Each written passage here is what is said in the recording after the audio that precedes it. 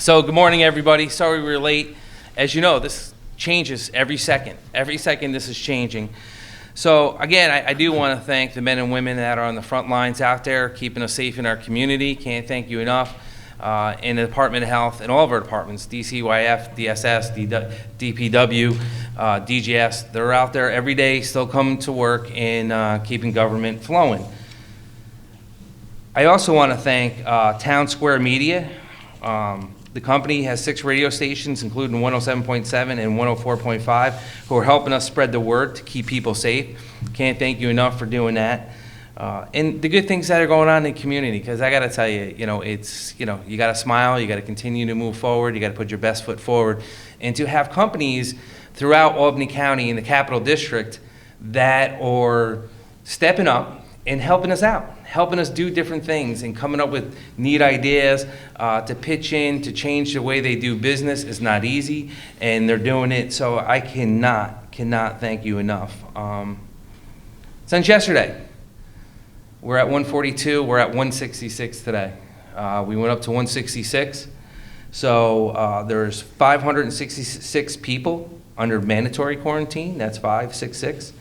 And 247 people under precautionary quarantine, which we knew with the Farmsville Middle School coming off, that was dropping 400. But that, again, that number, don't get hooked on that number. It goes up, it goes down, it goes up.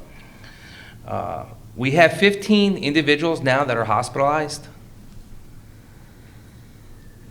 between the ages of 2-month-old and 90.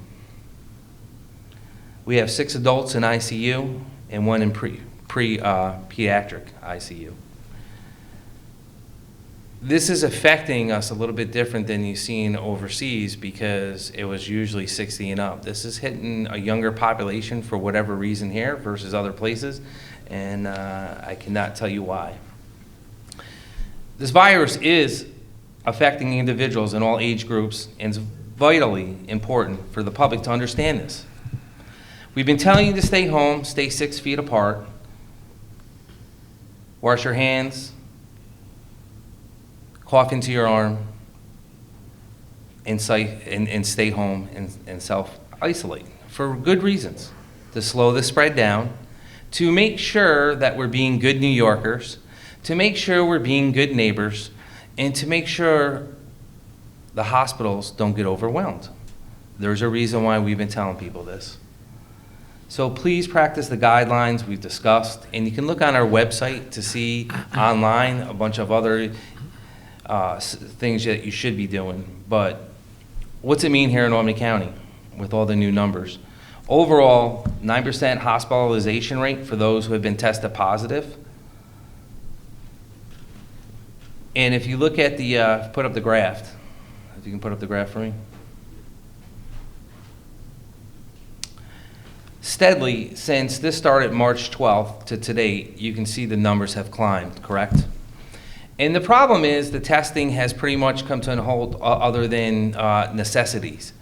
So I don't want people to think out there and obviously these numbers are going to continue to grow in different areas, but that's really our number because it's probably much higher than that because our testing, because of test kits, and I call on the governor and the federal government to get us the test kits so we can continue to move forward, which I have been working on. I want to thank Steve Aquario from NISAC and all the county executives I talked to last night to 1 o'clock in the morning in sharing ideas of how we can do testing going forward and kind of bonding together in a partnership to help each other's counties out. So I want to thank you for being on the phone last night and the great ideas about testing going forward and what they're doing in Ulster County and other counties to continue testing sites going on for a variety of reasons. People, it's here. I've said this every day now. Take a step back, take a deep breath. It's here. Don't assume it's not here. It doesn't matter if that number drops, goes up, goes sideways, it's here. And the more precaution that we take, the more we stay home and away from everybody and do 6 feet of separation, we're going to slow this down and we're going to get through this. But we're only going to do this if we do it together. And the only way we're going to be able to do it together is by practicing this. We announced yesterday the Victory Bible Church at 21 Hackett Boulevard in Albany on March 15th, the 12:30 and 2 p.m. Masses to stay home under precautionary quarantine. We're trying to chase everyone down, but you can call us and let us know if you're at them masses. We're putting it out to the media because it's getting harder to track people down. So we want people to be aware of that. Again, if you have signs and symptoms, we're still in the flu season, keep that in mind, and call your doctor. Try not to crowd the ERs at hospitals, and get guidance from your doctor on what you should do. I also want to thank working within a partnership with the Regional Food Bank of Northeastern New York to get boxes and food delivery to quarantined individuals starting early next week. We're working on that. So we are going to make sure we have food lines set up so that we can get food out to the people that can't get out, that can't shop. We've been working in partnership with all the different agencies in Albany County because so many nonprofits have stepped up. I can't thank you enough on that. So again, thank you so much for what you're doing. One of the things we got to keep in mind, right? And people are getting anxious.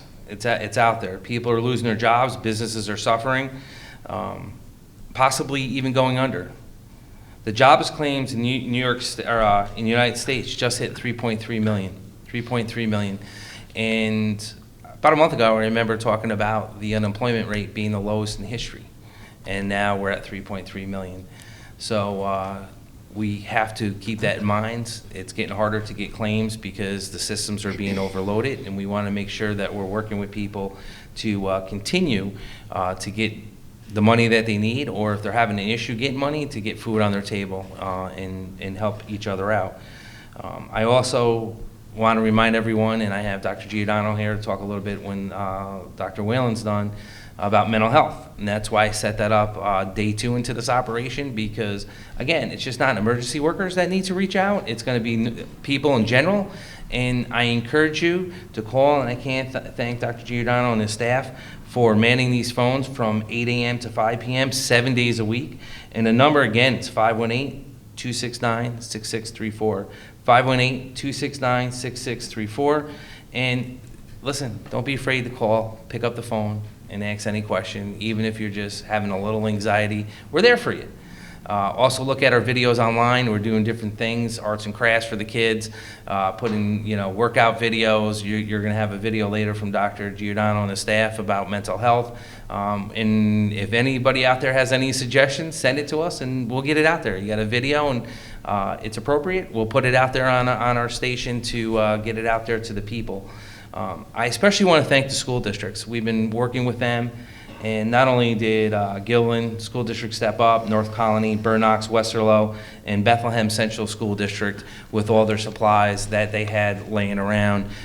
Thank you, thank you, thank you. It's going to get to the people that needs it, and I can't thank you enough. And again, the goodwill of this county makes me so proud to represent it, and I can't thank the people enough for that. Also, the American Red Cross, you saw it on the media last night, they do need blood. People are donating. I can't thank you enough for that. That's very important. And don't forget to go to our video. It's Albany County Cares at albanycounty.gov.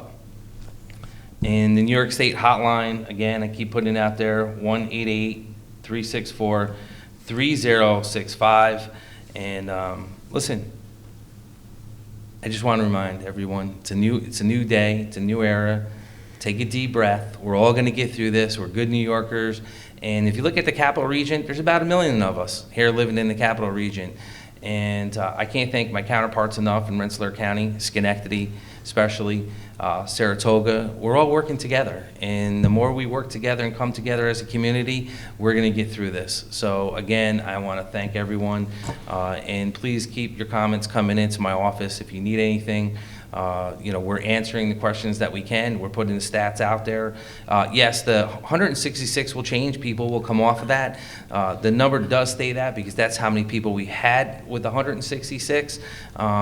Yes, there's people that, do the math after the 14 days or even if they isolate for 21 days. They will come. That number, we could say could shrink, but they're infected and this is a new disease and we're saying that, hey, they shouldn't be able to get it again for a year. Can they carry it? There's so much guidelines out there. Look at the CDC. But just because you had it and you recovered doesn't mean you can go out in public. Doesn't mean that you can go out around people. Be courteous to the people around you. But again, I want to thank everyone for their comments and their input to my office, and especially all the elected officials and Mayor McNulty Ryan from Green Island, who's been phenomenal, Paul Mahan that called me, and Kathy Sheen. I could just go down the list. But I do want to turn it over to Dr. Whalen before we get to Dr. Giordano. Dr. Whalen. Thank you, County Executive McCoy. So as just reported, we did get additional cases overnight, and we're starting to see the numbers of the additional cases go back up to what we were getting when we were doing widespread testing in the public. The fact that we are not doing widespread testing in the public is a concern that these numbers are as high as they are, because we know that these numbers at this point reflect positive either healthcare workers or inpatients. I will continue to advocate for community-based testing. In places where containment has been effective, there are two pillars to this: community mitigation and widespread testing. We need to do widespread testing so that our mitigation strategies are more effective. Without that, we can continue to encourage people to stay home, and we do continue to do that. But the testing is a piece that we really need to consider how we can implement. We need to get tests. We need to get tests, and we need to be able to do widespread testing in the public. I will continue to try to explore ways that we can make this happen. The county has my commitment to that, and I know the county executive is also very committed to finding out how we can do this.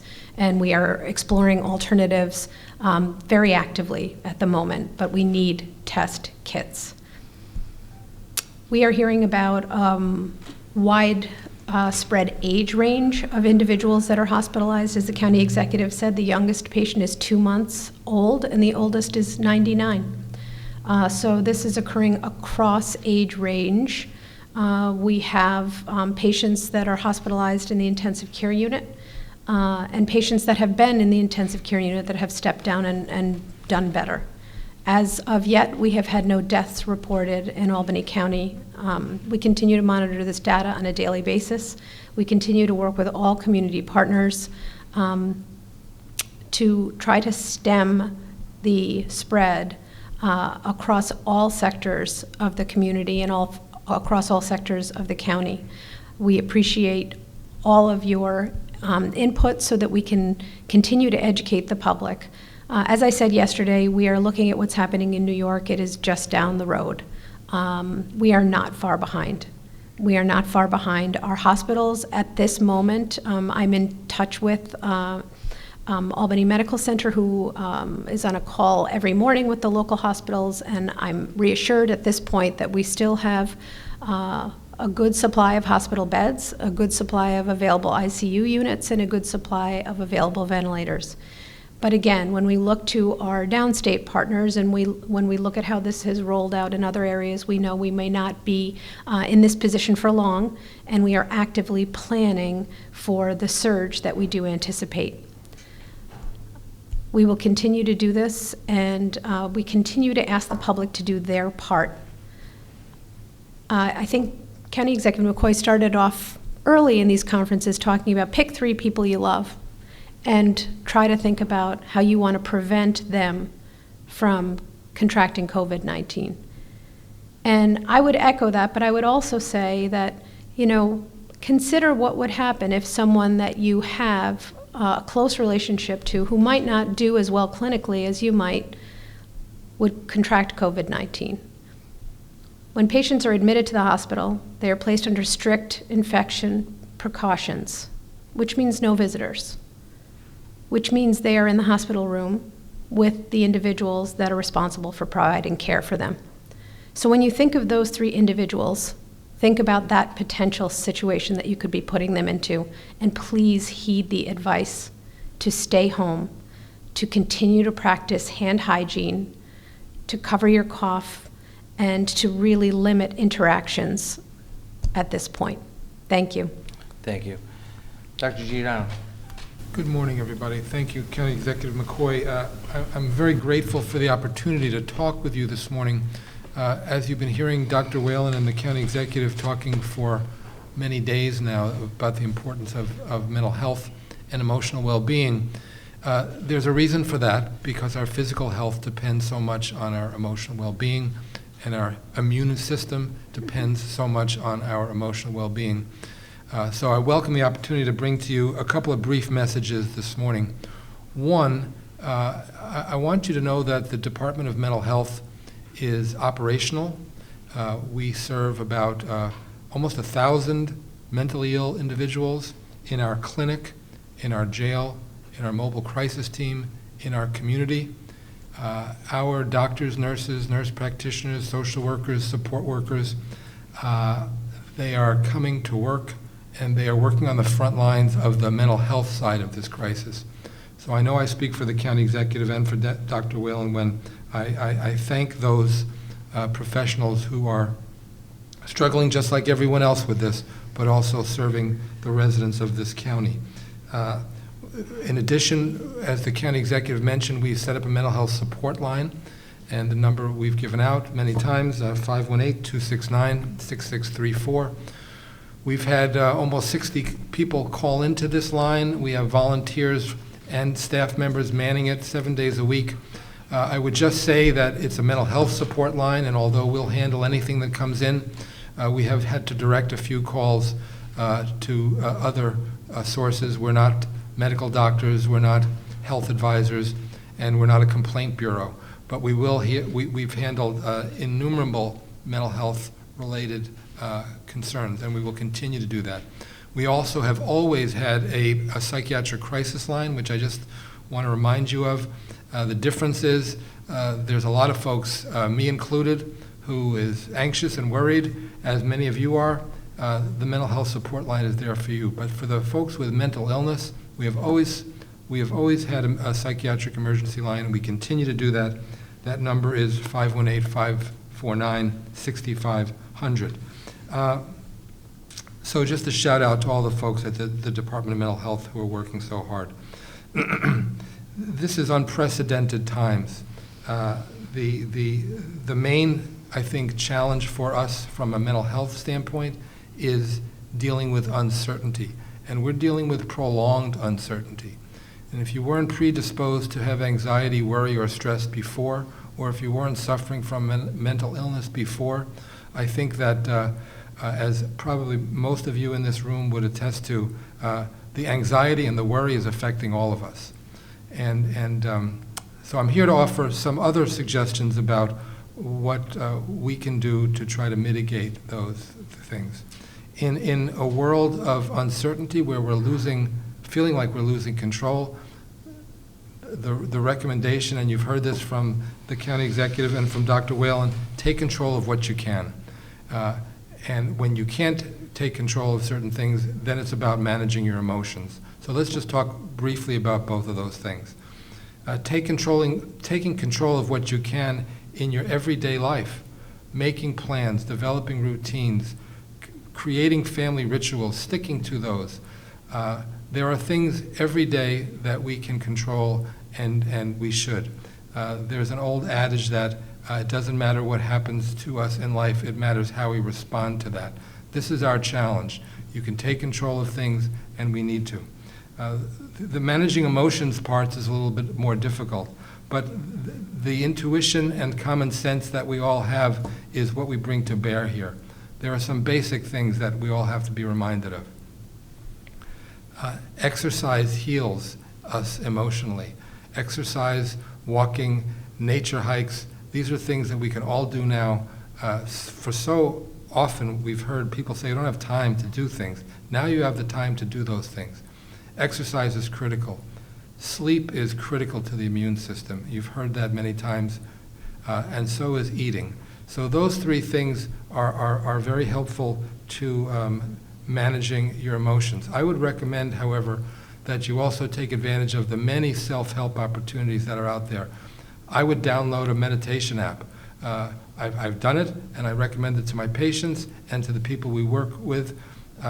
If your mind is focused on the future, you're going to have anxiety. If your mind is focused on the past, you're likely to have other emotional problems, depression being one of them.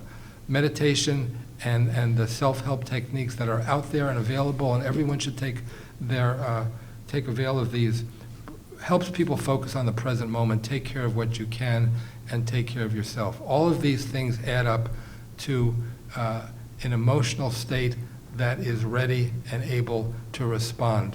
And as I said before, that will impact your immune system positively.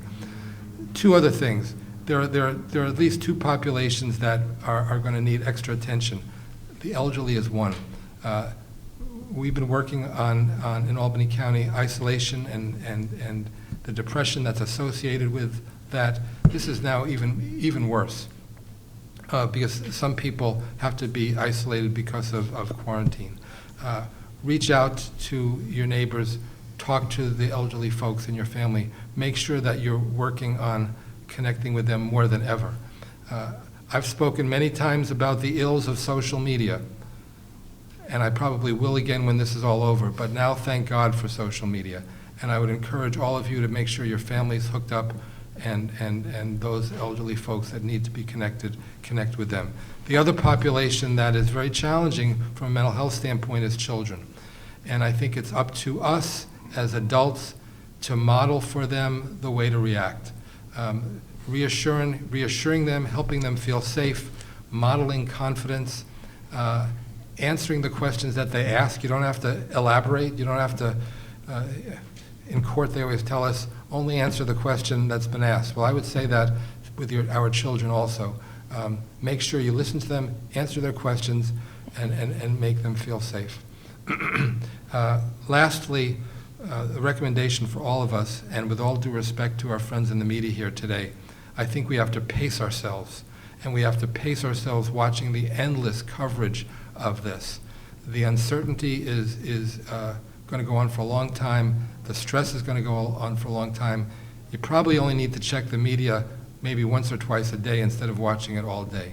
And lastly, the world is still a beautiful place. And I'm encouraging my staff and the people we work with to remember those positive elements in our daily life. More than ever now, I think we're going to be defined by how we treat one another. Kindness, generosity, compassion, empathy, those are still the coin of the day. And I would encourage you all to take that advice. And I'm grateful that our county has recognized the fact that mental health and emotional well-being is critical to getting us through this. So thank you, County Executive. Thank you, Dr. G. I do also want to thank the Chair of the Legislature, the Majority Leader, Minority Leader, and all the legislators that have been working with us, reaching out and working with my office. And Dr. G's right. Listen, how many people in this room are watching this, been in a fight with a sibling, a friend, and you can't even remember what the argument was over and you haven't talked to them? It's time to move on, move into the present and forget about that and come together as a family unit, come together as friends, and continue to move forward. So that's why I'm going to say today, I forgive my mother and mother-in-law for trying to go out. So I'm going to get past that and I'm going to move forward. So you two got a parlay.